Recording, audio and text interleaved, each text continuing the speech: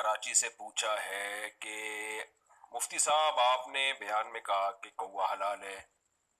حدیث میں آتا ہے 4 فاسق جانوروں سے نبی صلی اللہ علیہ وسلم نے منع کیا ہے، ان میں کوا بھی آتا ہے، تو آپ نے کیسے اس کو حلال کہہ دیا؟ یہ ان کا سوال ہے. میں نے عام کوے کو حلال نہیں کہا، میں نے کہا تھا کہ کوے کو اگر باندھ کے رکھا جائے، کچھ دن تک اس کو صاف ستھری غذا کھلائی جائے، دانہ کھلایا جائے، تو ہوتا ہے حلال.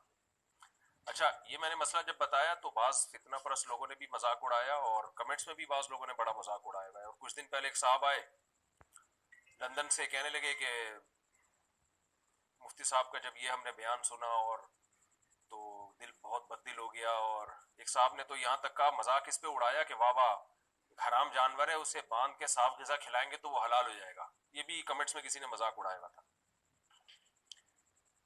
تو پہلی بات تو یہ کہ جس حدیث میں کوے کو حرام کہا، وہ فاسق کہا گیا ہے نا، فاسق، تو اس میں صحیح مسلم کے پورے الفاظ ہیں الابقا. پوری جو روایت ہے اس میں وہ غراب جو الابقا ہو، اور ابقا اس غراب کو کہتے ہیں کہ الذی فی ظہرہ او بطنہ بیاض، جس کے پیٹ کی طرف یا پش کی طرف سفیدی ہو، وہ گندگی کھاتا تھا.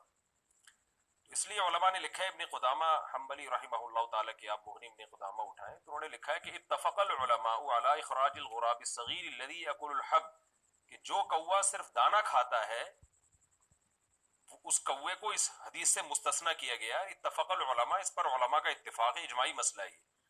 تو اجماع خود ایک حجت ہوتی ہے. تو کوا اپنی وضع کے اعتبار سے ان جانوروں میں سے ہے جو درندے نہیں ہیں.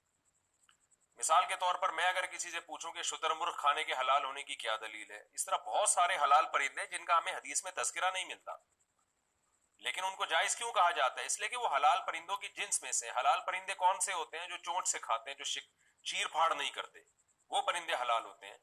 تو اور جو درندے ہوتے ہیں جو باقاعدہ اپنے پنجوں سے پکڑتے ہیں، شکار اس طرح سے کرتے ہیں، گوشت خور ہوتے ہیں، تو وہ پرندے حرام ہیں. بالکل جانوروں میں جیسے چوپائے، اب یہ مارخور ایک جانور ہے، ہمیں تو نہیں ملتا حدیث میں اس کے جائز یا ناجائز ہونے کا، لیکن چونکہ انعام میں داخل ہے، گھاس پھوس کھاتا ہے، چرتا ہے، 4 ٹانگوں پہ چلتا ہے، اور گھاس پھوس شکار کرنے والے جانوروں میں سے نہیں ہے. پوری امت کا اجماع ہے کہ یہ حلال ہے. ایسے ہی پرندوں میں جو کوا ہے نا، وہ چیر پھاڑ نہیں کرتا، وہ پنجوں سے شکار نہیں کرتا، وہ چونچ سے کھاتا ہے. تو اس کے حرام ہونے کی وجہ اس کی گندگی کھانا ہے. اس کی مثال ایسے ہے جیسے صحیح حدیث ہے، رسول اللہ صلی اللہ علیہ وسلم نے جلالہ کے کھانے سے منع کیا. اب جلالہ کس جانور کو کہتے ہیں؟ وہ حلال جانور جو گندگی کھاتا ہو. تو جیسے گائے ہے یا مرغی ہے، اگر یہ مرغی بھی بہت زیادہ گند میں منہ مارنے لگے تو یہ کھانا بھی جائز نہیں ہے، اور اس کی علامت ہے کہ اس کی گوشت میں اسمیل پیدا ہو جائے. تو اس کے بارے میں سب کا اتفاق ہے کہ مرغی کو کم سے کم 3 دن، جو جلالہ مرغی ہو نا، جو ہر وقت گند کھاتی ہے، اس کو کم سے کم 3 دن تک صاف ستھری غذا کھلائی جائے گی. اس کے بعد اس کو ذبح کر کے آپ کھا سکتے ہیں. اور جو گائے ہے یا بیل ہے، جو بڑے جانور ہے، اگر وہ گندگی کھاتے ہوں اور ہر وقت گندگی میں منہ مارتے ہوں، جیسے کہ آپ کراچی میں دیکھ لیں، یہاں پہ جو پورے ریوڑ کچرا کھلا رہے ہوتے ہیں، ان کے گوشت میں سے اسمیل آ رہی ہوتی ہے، تو اس جانور کا کھانا حلال ہونے کے باوجود جائز نہیں. تو اس کی مدت ہے 40 دن. 40 دن تک آپ اس کو اچھی غذا کھلائیں گے تو پھر وہ کھانا آپ کے لیے حلال ہوگا.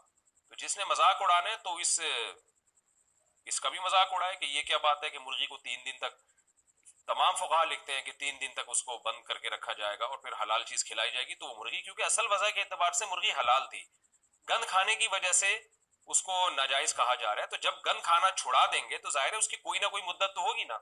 تو جب تک گند کھانا اس کو چھڑاتے نہیں ہیں، وہ آپ کے لیے جائز نہیں ہوگا.